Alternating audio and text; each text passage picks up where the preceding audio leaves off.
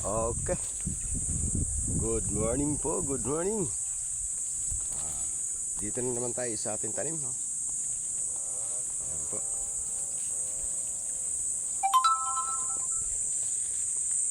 Ayan yung ano natin, talong. Mayroon na mga harvest.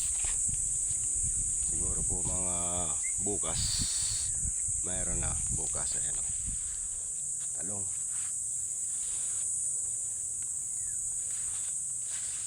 Mga bukas lang siguro isasabay ko sa pag-harvest ng ano ko, patula, ayan, at okra. So yun, ayun mga idol, kita nyo mayroon na mga harvest. Ayan. Di pa nga lang gaano marami. Ayan. Maliliit pa mga idol.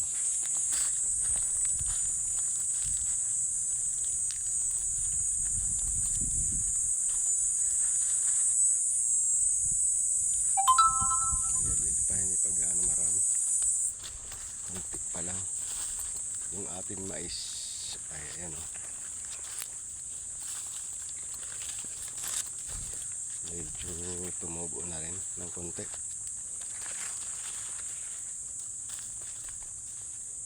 Ayan o,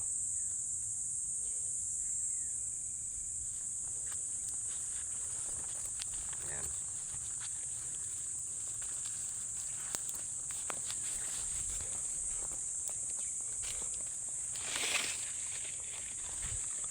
Yung okra din, meron na rin bunga mga idol. Ayan. Okra.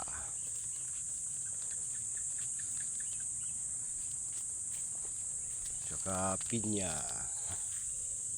Ayan.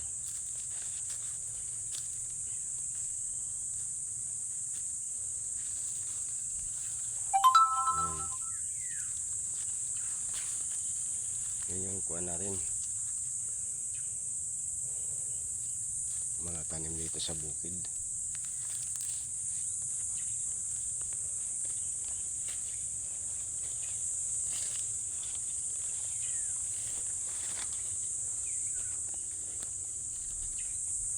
So itong ano na to, itong bunga ng ano, kalabasa. Ayan po, sumanga ng maayos.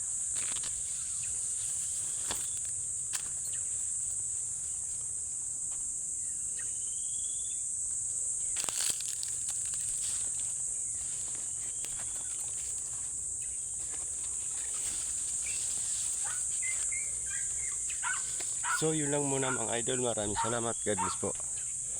I love you po sa lahat. Update sa ano natin, kamuting kahoy. Nagpuha pala ako ng talbos ng kamuti para may pang ano tayo mamaya pambenta. Ayan.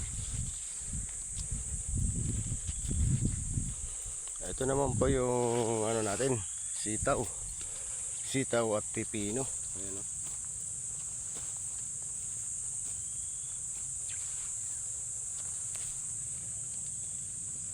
Sitaw at pipino.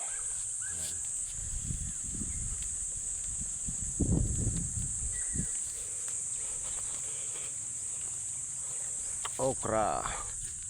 Okra patula mga idol. Okra patula. Ayan.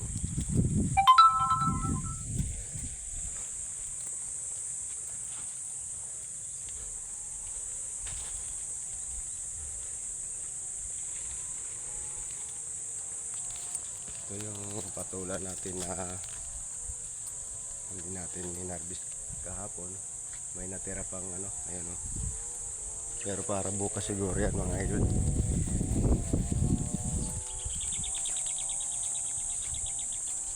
Palayan natin bagong tanim. Ayan. Tsaka itong ano, kangkong pala mga idol.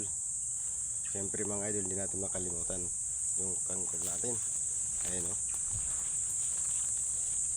So bukas magipitas tayo bukas ng kangkong at iba-iba pang gulay.